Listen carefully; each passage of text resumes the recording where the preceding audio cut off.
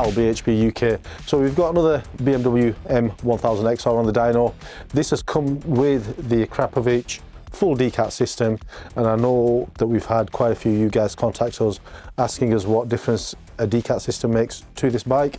So we're going to run it up on the dyno, see what it's doing stock, see what differences just the hardware has made. Obviously we're not comparing it to this bike, we're going to be using values from another BMW XR, so there could be little discrepancies from bike to bike, but it'll give us a good idea as to what a decat system and a fully bespoke map for that system does to the bike.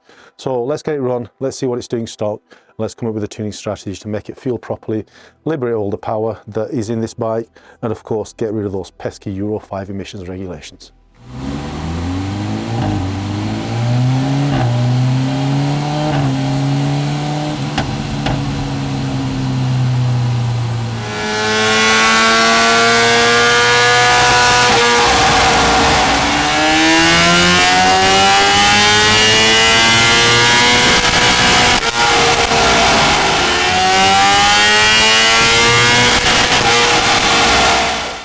So a pleasure to be working on yet another BMW M1000XR.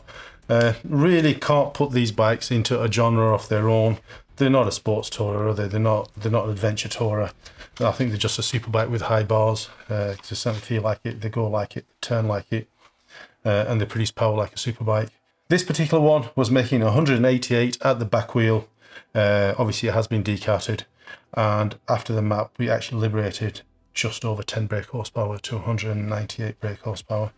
Would really have been happy to get to see 200 on this bike, but it wasn't to be on the day.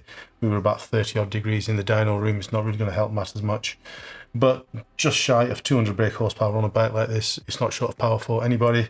You can see from the plot here, the bike after sort of like 10,000 RPM just carries on making power in a more linear way than the stock bike does. Haven't had to do a lot in the way of fueling at wide open throttle. It is all to do with timing and to get rid of the restrictions that BMW have put on the throttle openings. Biggest gains as always are going to come lower down in the rev range, and at 50% throttle, if you look at the fueling plot, you can see that below 8,000 RPM, the blue plot being the stock bike, it is quite lean, and we've added quite a lot of fuel to it below that, making it run at about 13.3, 13.4 air fuel ratio till it gets to 8,000, then we drop to 13.2. You see the bike now makes power in a much more linear way, and it makes more power from 4,000 to the end of the rev range over the stock bike. At 25% throttle now, you can see that there's a massive difference in the way that the power is put down. Even below 5,000 RPM, the bike now makes power in a linear way up to 5,000 RPM, and that's because we've added a lot of fuel throughout the rev range. And instead of getting the big flat spots, they're not really even flat spots, the power just dies off and then comes back on.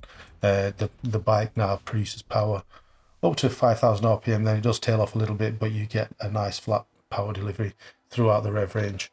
These bikes are fully developed and they are available on our ECU Flasher, so should you not be local to us, we can ship these to pretty much anywhere in the world. It allows you to take a read from your bike, send that file to us, tell our map writers what you've done to your bike, and they'll write you a bespoke map taking into account any modifications you've made to your bike.